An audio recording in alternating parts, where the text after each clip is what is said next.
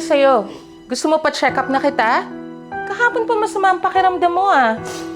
Okay lang ako, Nay. Namali lang po siguro ako ng kain. Di ba po, nakipag-birthday kami kahapon.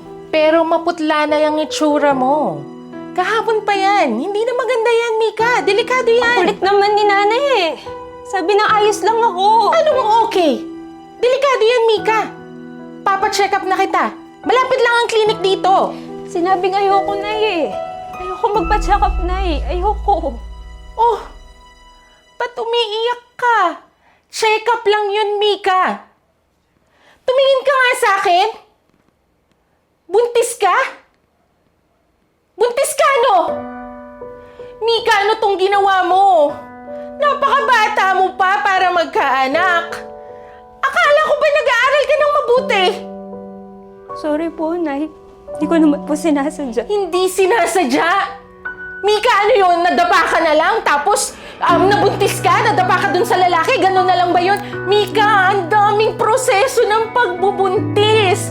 Liligawan ka ng lalaki, sasagutin mo siya, tapos saan kanya dadalhin? Tapos maghuhubad kayo? Mika, sana naman naisip mo kung anong pwedeng mangyari sa'yo. Nag-aaral ka pa.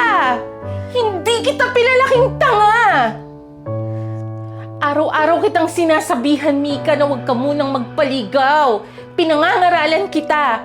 Pero lahat ng ginawa mo kabaligtaran. Sorry, Nay. Ipatanggal na lang po natin, Nay. Ganyan ka na ba mag-isip, Mika? Hindi kita pinalaking ganyan. Gagawa ka ng kalokohan, tapos tatakasan mo lang? Mika, kasalanan yun.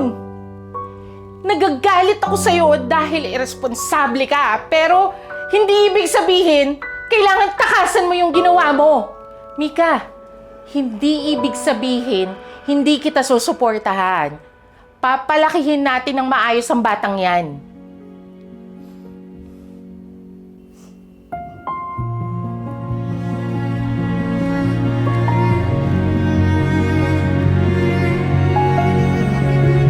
Mahal na mahal kita, anak. Pero hindi ko kayang gumawa ka pa ng maling desisyon. Andito lang ako. Palalakihin natin ng maayos ang batang yan. Magiging mami ka na rin. Maiintindihan mo na lahat ang mga pinapangaral ko sa'yo. Opo, Nay.